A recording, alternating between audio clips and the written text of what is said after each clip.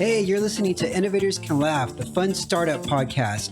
I'm your host, Eric Melcher. On ICO, we interview an innovative entrepreneur in the European tech startup scene every week. My goal is to have my guests share their wisdom while having a little fun in the process. Now let's dive in. Vidmantas, pleasure to have you on the show. I'd like to get started by asking you some fun questions that kind of reveal your personality. First question for you is, how many books have you read in the last 3 months? Well, I believe it could be up to five or six. So it was pretty intensive. I was reading and mixing a little bit of science fiction with the business books. So I think it was quite good month for reading. Okay. Have you always been a sci-fi fan? Yeah, since I was little, since I was a kid, I was reading lots of science fiction. So I grew up with some big names like Isaac Asimov, which I liked a lot, or Brother Strugatskis. So now the last book I finished, by the way, 2 days ago, was also science fiction. Roger Zelazny, The Lord of the Light. I really like. All right.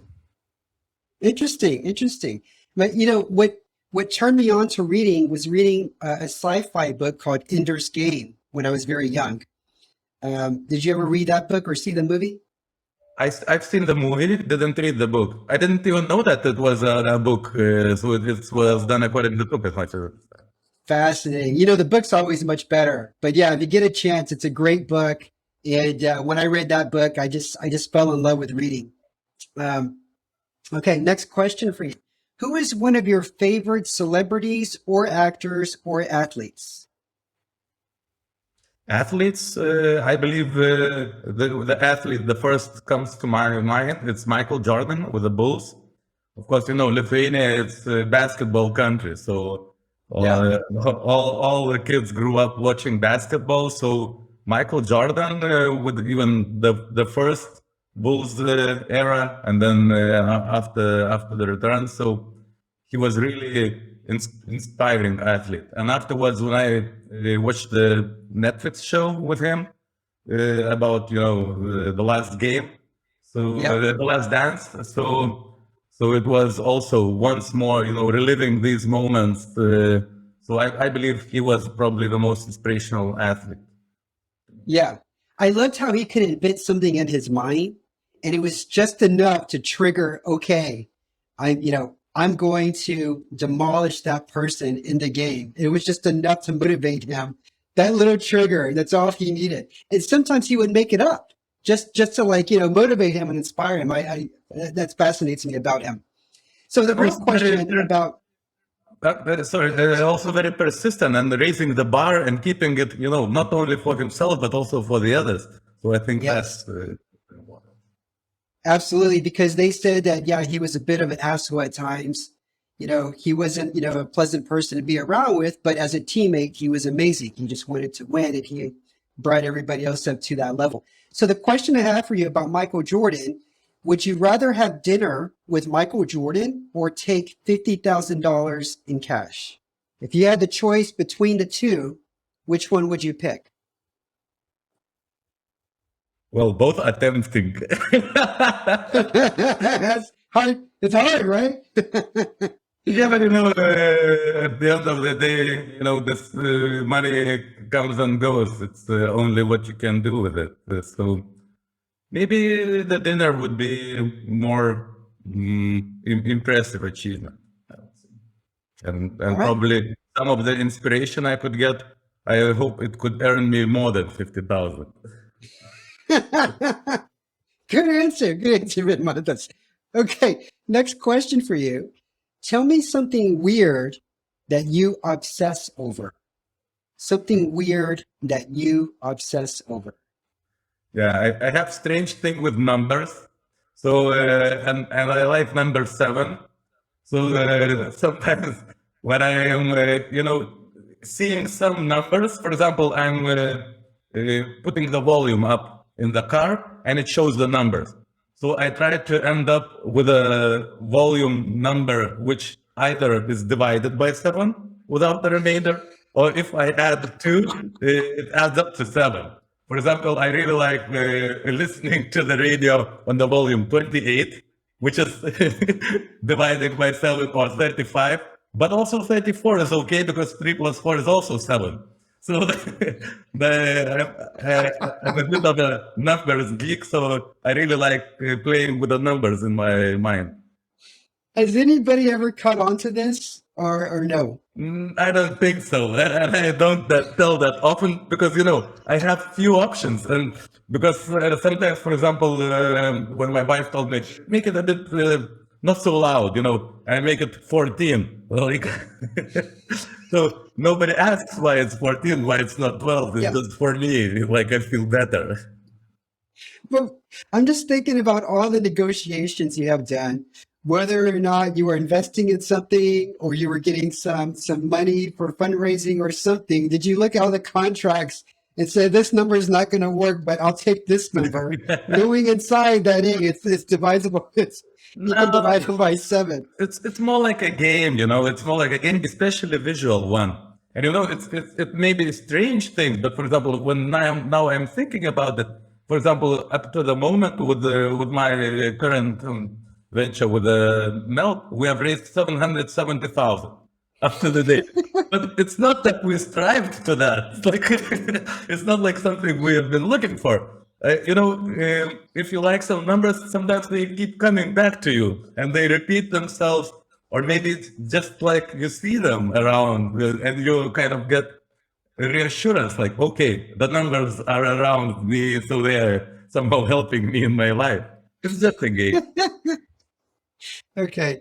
I feel like I should release this podcast on the 7th of July. Would be great. Would be a nice coincidence or not? Okay. You started your career working as an account director for the famous ad agency BBDO. Can you paint a picture of the kind of work that you did and what you enjoyed most about that job? Well, I was managing clients, so I was the project manager, or afterwards, or account manager. Well, I like it said in US. So afterwards, I became account director. So I was managing clients in the full scope of work with the agency.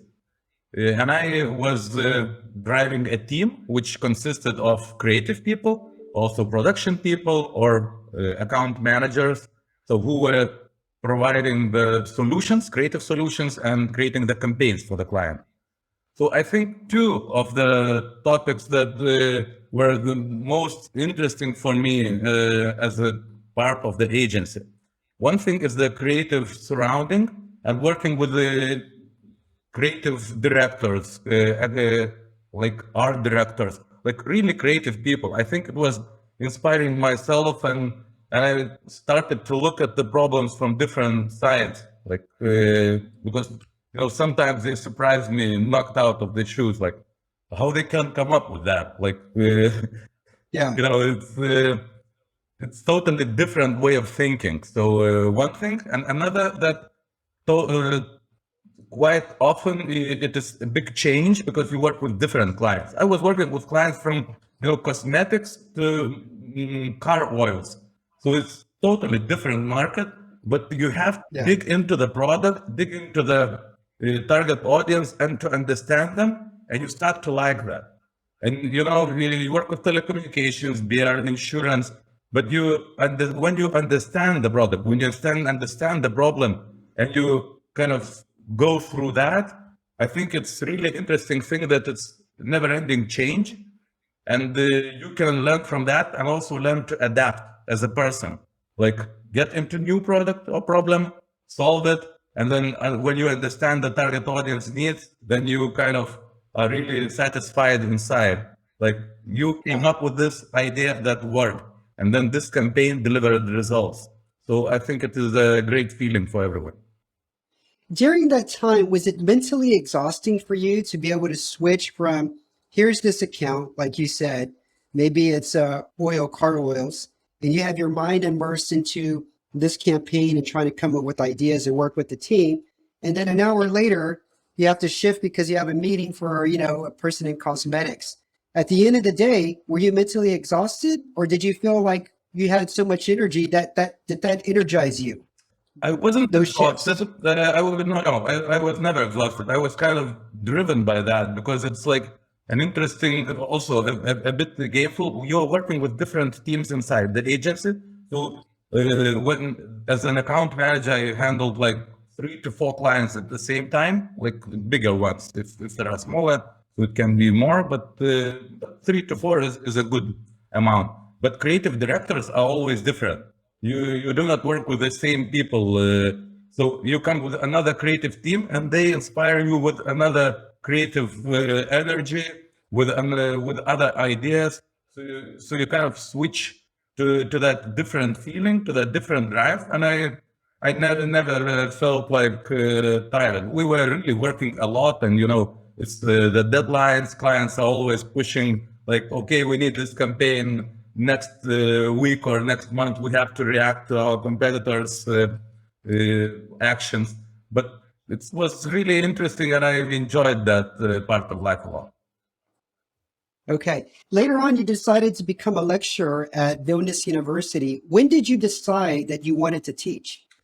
Actually, it was the head of the agency who brought me to the education, because the owner of the agency was also a CEO. He was participating in quite a lot of advertising association. He was involved into the students' exams committees. So he was the one who invited me. So he said, would you like to go and participate together in the exam committee as a part of the jury? They always invite someone from the market, from the practical point of view, would the campaigns work? Would these students who are studying communication and advertising, would they succeed in the real life? So it was the push from my CEO, who was my boss and my guru at the time. I learned a lot from him. So and afterwards, when I made it, to the 3-4 years to the exam committees, then they invited me to teach. It was not so easy because you have to prepare a lot. So and you have to step up. You always learn more when you start to teach. So I think that that's the advice I'm giving to someone when someone wants to learn something better, who is okay, go to teach it. So then you really get into the subject. So I was teaching in this college for a year, I believe, but then I was too busy, and I said that I should quit from that, but I still remained as a mentor or in the exam juries when they invited. I feel it's like part of the giving back to the society. Yeah, I know what you mean. I taught as an adjunct professor for 1 year, and the first semester I feel very bad. I feel like I would give myself an F because it's a huge learning curve when you're doing something like teaching, at the university level. But the second semester, I think I did much better. I had a lot better time, and so did the students. Now, while you were lecturing, you were also running one of the biggest entertainment groups in the Baltics. The name of the company was called 7 Entertainment. Can you briefly describe that role and tell me about a time you made a mistake or failed to anticipate something? Mm-hmm. Yeah, so now I think that 7. Why it's 7? Those 7 was not because of the number. 7 was made up. The name was made from services, venues, and entertainment. So a mix of the services that we were providing with that group. Well, I think we had a lot of hiccups, because when we were building the first multi-purpose arena in the Baltics, then I've joined the company. I was inspired by the idea to do something that was never done in our region. It was the first such kind of object. We were learning a lot from the US and Europe, from NBA at the moment, NBA arenas. I think I've learned a lot in sales and then pitching at the same time, because I remember I was supposed to, I started to work as a marketing director. I was supposed to lead the sales of the naming rights and exceptional sales rights, exclusive sales rights for the arena. So I remember when I was doing the first pitches, the owner of the company invited me after a pitch, and he said, like, it's the content on the screen is good, but somehow I don't believe it. You do not translate it, through yourself. Like it's great because you are selling the naming rights to the arena, which is not built. So the object is never seen in our region. Nobody knows what is arena. You are selling it for 10 millions, who somebody should pay in advance, and you people should be like more excited, and you should be more excited. So like what? Like in a theater, like in a show? That I don't know, maybe like, but you should somehow try to be more like convincing and more alive during the presentation. And the next presentation, I tried to make it like out of my comfort zone. I didn't feel really good about that because I was trying to act a bit and try to be more impressive. Just like, we are from Lithuania, so it's more calm character. So I wanted to be more like US sales guy in our mind. And at the end of the day, the guy came back to me and said, good, let's continue like that. Like it worked. So I had to improve lots of times there because it was something I never did much before. But it was really also interesting and learning experience. Yeah. Well, the great thing is that you got feedback and you were able to pivot, make some changes, and your target audience, right? You got to deliver what your target audience wants, regardless if it's a customer or somebody you're pitching to. Yeah. I always think that more energy, higher energy is better. Even can be better than the content, than what you're saying. I always feel like guests who come on here with a high energy level, it's going to be a great conversation, regardless of what we talk about. That's just my personal opinion. So let's jump to Impulse Fitness Clubs. You helped launch this in 2012, and you grew this fitness club. So my understanding, from one club to now there are 11 clubs. What specific challenges did you face in the beginning to go from one club to two clubs, and then from two clubs to three clubs? It was not the case. It was from chain to bigger chain, because I would consider as an Impulse brand. Yeah, now we have 10 clubs, but we have launched another brand parallelly called Lemon Gym. So when I joined the company, it was 8 clubs in one country. And when I stepped down as a CEO, it was 30 clubs in 3 countries. So it's kind of a little bit different journey. But I can say, for example, when we launched a new brand, Lemon Gym, which was budget fitness brand, also not present in our region before. So then I've started to build it from zero even.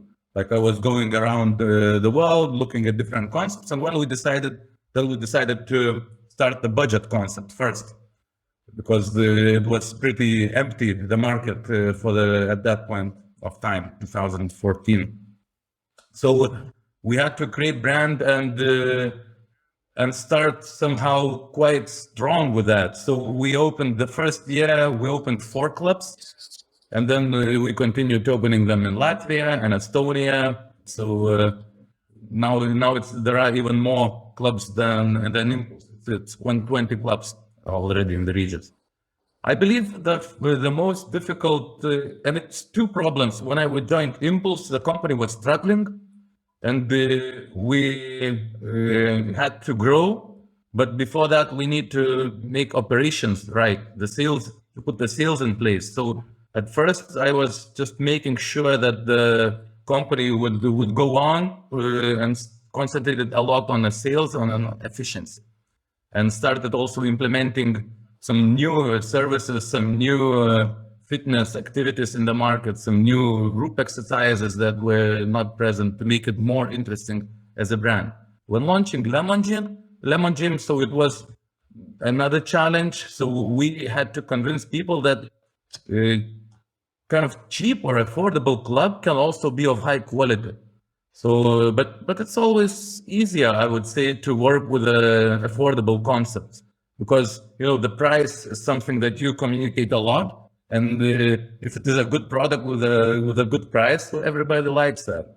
So I think it was even more difficult to make turnaround at Impulse in these legacy clubs, legacy brand, to make it work efficient, earn money, and then earn its reputation as a great brand who is on the innovative part of the market. And then to launch Lemon was easier in the beginning, but then later probably more difficult to grow it in the different countries. Okay. What is your most interesting project right now that you're working on, Vidmantas? So MELP as a startup, which we started from scratch, and it's an employee benefit platform, which we believe will engage and motivate people to make them stay in their job or make them come to the new place of employment. I think it's very challenging, it's very interesting, and it has a great potential. So that's my main focus at the moment. Okay. How did you see this opportunity? Because I understand it's a web and mobile platform that provides lots of different benefits and choices for employees. How did you stumble upon this idea? Being CEO and talking with my colleagues who are also, heads of the companies, we always see this strange situation. Like, you want to improve life of your employees, and you want to care more about them. But when you don't have tools to make a personal approach, you have to come up with like one size fits all solutions. And you're saying, okay, I will buy then health insurance for everyone. And then half of people are happy about that and half is not. And for example, okay, I was working in the fitness industry, so everybody kind of enjoyed exercising. But when I hear companies like, I bought fitness club memberships for my team, but some of them are going and visiting and some are not. So how to give people what they want, and what is the best segmentation size? It's one person. It's the best segment, because when people are segmented as okay, we're two men, we're maybe somehow similar, but we are somehow different also.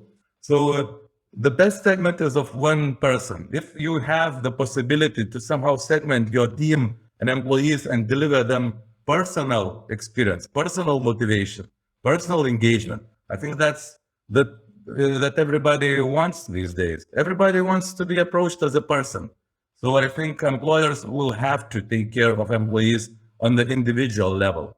And that's difficult. That requires time if you make it personally, or it requires some tools. So we believe we're coming up with a tool which will help it make it personal, from communication perspective to the employee benefit selection and usage perspective. I love it. Giving employees the benefit or the opportunity to choose their own benefits is sort of innovative. It's kind of a game changer. In my experience, I never really had that opportunity for any employer to work with. I always just got stuck with whatever it is that they gave me. So I think this is a game changer in the industry, and I'm excited to see it out there. One question for you is, you look pretty healthy. You've been working in the fitness industry for a long time. Do you have a daily fitness routine? And if so, what is that? Yeah, I do like a short exercise every morning. When I wake up, I do a short meditation, but that's really short, 10, maximum 15 minutes, depending on the day, because I change a little bit my meditation content just to make it a variety. But also I do a short exercise, I would say, like it's a bit a mix of a stretch, strength exercise, mobility exercises. During the whole winter, I started this year in a new thing. I was bathing outside I was going to the river or to the to the lake, cutting myself in the lake. This in the ice. I don't know how exactly it's called in English, but cutting the place for me to submerge and then stay there from 2 to 5 minutes in the water. Yeah, and also breathing, enjoying the surroundings. Only the first, 20, 30 seconds, it's like a bit of a shaking. But afterwards, when you calm down, when you get used to that, so you can really even enjoy your time and talk with someone and so on. So it was an interesting experience. All right. No, I've heard about that before. I've tried turning on the shower code for a few seconds, but never thought about jumping in, a chill lake or somewhere outside. It's pretty chilly, it can come up to -20. Yeah. But the water is always warmer. So the water do not get lower than +1, so it's even warmer in the water. You can jump just to warm up. Vidmantas, where can people learn more about you? I'm pretty active on LinkedIn, so I'm also posting there quite regularly, I would say. So I think I'm always open for the connection at LinkedIn. So everybody welcome to talk about, employee benefits or fitness or healthy lifestyle or whatever. You can come up, or the Baltic region if you need some connections. So I would say LinkedIn is probably the social media where I'm the most active. Okay. Thank you so much, Vidmantas, for being on the show. It's been a pleasure having you here. Thanks a lot, Derek. Cheers. Thanks for listening to the show. If you enjoyed it, I'd really appreciate it if you could give us a review and star rating. Also, don't forget to sign up for the ICO newsletter at innovatorscanlaugh.com, where you can get the bio and details of each guest.